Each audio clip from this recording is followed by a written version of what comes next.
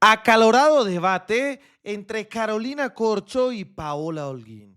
La progresista Corcho acabó y dejó fría al miembro de extrema derecha y del Centro Democrático, que a través de mentiras y difamaciones contra el presidente Petro trató de ganarlo, pero obviamente que con datos y conocimiento estadista, Corcho la dejó totalmente arruinada. Y veamos lo que sucedía en su momento en W Radio de Julio Sánchez Cristo. Las cosas, así haya un tremendo desacuerdo, un profundo desacuerdo, se pueden superar. ¿Usted coincide con que esta fue una buena solución para el país, como se arregló el presupuesto? Pues algo es algo, peor es nada, pero aquí hay una cosa que es cierta, y es que ese recorte no alcanza a cubrir el déficit presupuestal que hay hoy. En Colombia se está creando una especie de tormenta perfecta, porque nosotros lo que estamos viendo es un crecimiento del endeudamiento, un crecimiento del gasto, una caída del recaudo y cierta irresponsabilidad fiscal. ¿Qué creo yo que es importante? Que por fin empecemos a tomar decisiones basadas en cifras, en datos, con argumentos técnicos. El radicalismo ideológico hace mucho daño, no permite construir consensos, pero además genera decisiones que terminan afectando terriblemente a los colombianos. Por favor, Holguín, ¿ahora es culpa de Petro? ¿En qué mundo vive, señora? Exministra Carolina, yo veo que aquí hubo algo de consenso y a mí me parece una buena señal. ¿A usted? Sí, a mí me parece importante ese acuerdo, que se haya reducido el presupuesto de 557 billones, que estaba inicialmente planteado a 547 billones, pero hagamos un análisis de fondo de dónde viene el problema del déficit fiscal. Es que el problema es que el anterior gobierno endeudó con intereses altísimos de 3 años con el Fondo Monetario Internacional al país por un préstamo de 5.700 millones de dólares. Esto es más o menos 23 billones de pesos, y tenemos uno de los servicios de la deuda externa más alta. Estábamos pagando ya en el último año 112 billones y hemos llegado a pagar 60 billones solo en intereses, todos los colombianos, por ese irresponsable préstamo que se dio en el contexto de la pandemia. Pero peor aún, la Contraloría General de la República ha hecho una apertura de investigación, porque parece ser que varios de esos recursos de la pandemia que iban en salud en el año 2020 fueron presuntamente desviados. Es muy grave. Pero además ese préstamo que se hizo en ese momento, que explica parte del déficit actual, tampoco se invirtió en irrigarle apoyos a la economía de la pequeña y mediana empresa, que constituye más del 90% de la economía de este país, para poder coadyuvar la reactivación. Esa es la situación fiscal en la que el gobierno del presidente Gustavo Petro encuentra al país. En el primer año de gobierno se presenta una reforma tributaria donde se logró un recaudo de 20 billones, pero desafortunadamente, en un fallo absolutamente cuestionable y polémico, la Corte Constitucional tumba el artículo del impuesto a las transnacionales mineras, donde prácticamente se deja de recaudar 6 billones de pesos, bajo un argumento muy cuestionable de que estos impuestos no son deducibles a las regalías, y el país perdió el recaudo de cuenta de la minería y las transnacionales por 6 billones de pesos. Sí. Miren cómo Carolina Corcho conoce muy bien el tema y vuelve nada a Paola Holguín, que ella está muy fresca y lo que hace es simplemente atacar a Petro. En cambio, Corcho está hablando con datos, con cifras, en qué utilizaron la plata, cómo nos han jodido como colombianos y cómo pretenden tapar ese gravísimo hueco fiscal que Iván Duque nos dejó.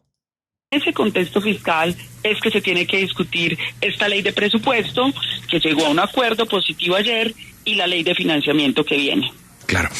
Senadora Holguín, pero se viene ahora el siguiente escalón, y es el debate alrededor de la ley de financiamiento, con la que pues se va a tratar de poner la plata para garantizar el presupuesto en el 2026 del gobierno. Reforma tributaria. Reforma tributaria, sí, más impuestos, para ponerlo en los términos de la gente. ¿Usted considera que realmente 16 billones de pesos que se prevé para esta reforma tributaria, realmente hay que meterle la mano a la gente en el bolsillo para conseguirlos? Ojito. Yo creo varias cosas y quisiera hacer varias claridades. La primera, el préstamo que se hizo y que hicieron muchos países durante la pandemia. Aquí esta señora trata de lavarle la imagen a Iván Duque. Un endeudamiento, como lo dijo Corcho, que simplemente no se supo que hicieron el billete. No ayudaron a la reactivación de la economía. Y trata de maquillar lo que no se puede maquillar, señores. Pandemia, porque nosotros no podemos olvidar que ese fue un tema inesperado que llevó a la parálisis de muchos sectores en el país. Se hizo con una tasa muy bajita, una tasa preferencial. Nosotros en el actual gobierno pasamos de una deuda de 789 billones a 1.090 billones de pesos, es decir, este gobierno nos ha endeudado en 302 billones de pesos más. Este gobierno ha aumentado terriblemente el gasto. Solo los contratos de prestación de servicios pasaron de 48.000 a más de 66.000. Y yo creo que el bolsillo ya no aguanta más. Además, porque yo les digo de corazón, qué difícil uno pedirle al ciudadano que se sacrifique y pague más impuestos cuando el gobierno no recorta gastos, cuando el gobierno no presenta un plan de choque para reducir y en vez de hacer eso crea nuevos ministerios como el Ministerio de la Igualdad y ve uno altísimos niveles de derroche, gravísimos escándalos de corrupción como el de la unidad de riesgo, como lo que está pasando con víctimas, como las denuncias en el tema de tierras. Entonces yo creo que primero, el bolsillo no aguanta y los empresarios tampoco. Hoy el empresario colombiano tiene la tasa de tributación más alta de la OCDE y nosotros lo advertimos en la primera tributaria. Es que el impuesto al que se refiere la exministra era un impuesto que era inconstitucional y era ilegal, que era la no deducibilidad de regalías. Si uno presenta un impuesto que es inconstitucional, que es ilegal, que es antitécnico, pues lo normal es que se caiga.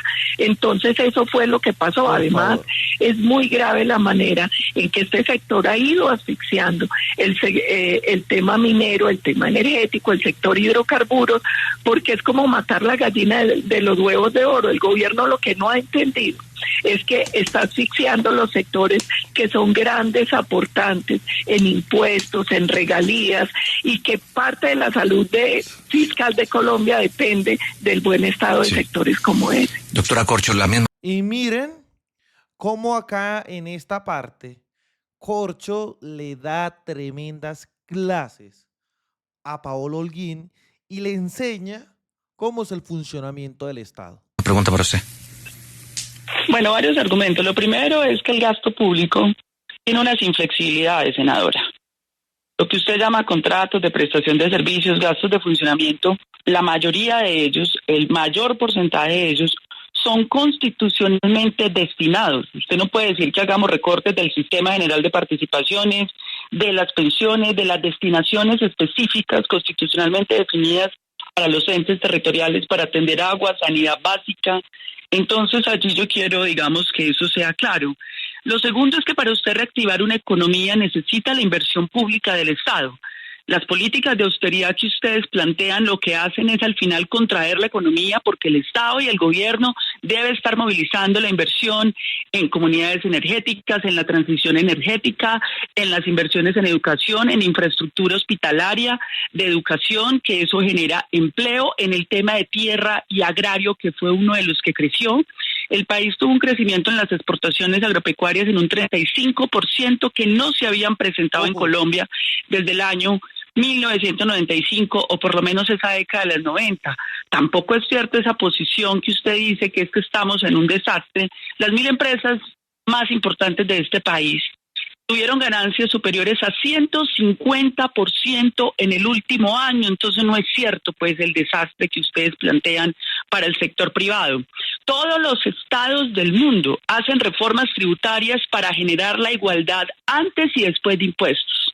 Lo que estamos proponiendo nosotros es que las reformas tributarias sean progresivas. Quienes más reciben, quienes más tienen rentas y patrimonios son los que más deben pagar impuestos, no las clases populares y medias con el consumo de la canasta básica o gravando la comida como pretendieron los gobiernos de ustedes.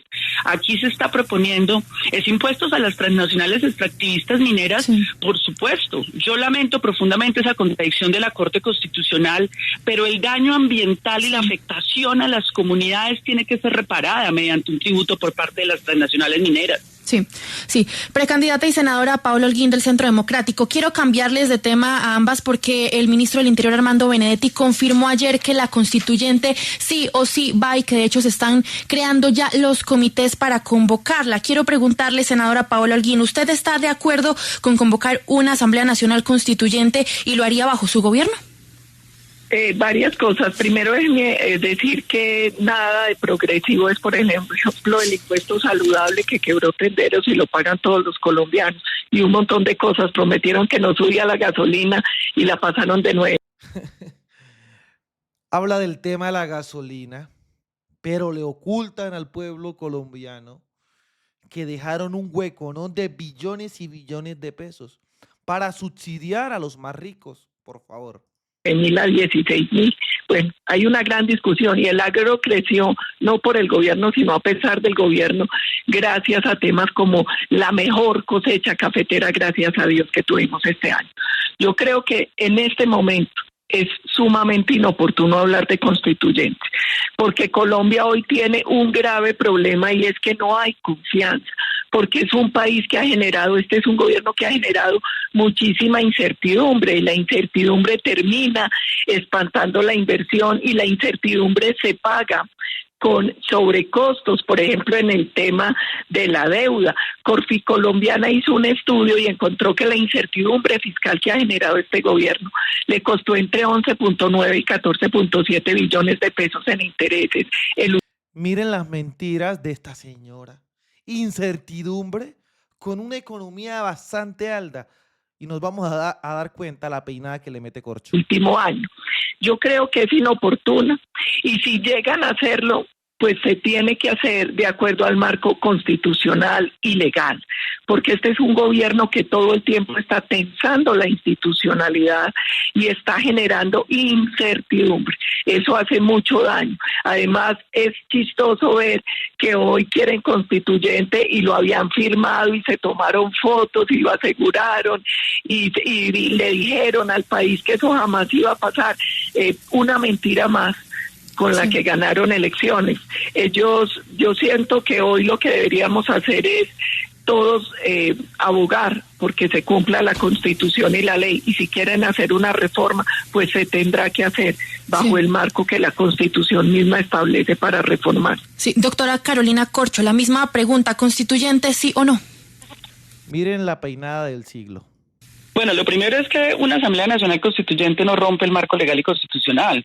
Es una de las opciones que la propia Constitución establece para hacer grandes reformas que no se hayan podido tramitar en el Congreso de la República. Citar a mecanismos del constituyente primario no es de ninguna manera tensionar la institucionalidad, es que el constituyente primario hace parte de la institucionalidad democrática de este país. Ahora bien, los procesos constituyentes son procesos históricos. La última constituyente que tuvimos, que ha sido la Constitución del 91, estuvo precedida de un proceso de desmovilización, de un proceso de triunfo del movimiento cívico popular en las elecciones alcaldes en la década de los 80, porque recordemos que los alcaldes eran nombrados por los gobernadores, y se dio un proceso de movilización de la séptima papeleta en las universidades de los movimientos sociales que hizo posible entonces el Partido Liberal y Conservador y en ese momento el M19 llegaron a un pacto, un acuerdo político para hacer esa transición que el país estaba retomando. La pregunta para hablar de una constituyente ¿es el Congreso de la República capaz de hacer reformas que requiere este país? Ha habido por lo menos unas reformas que yo veo que el Congreso de la República no ha podido hacer y que podrían ser sujeto de una constituyente. Eso se analizará en su momento. Por ejemplo, reforma política.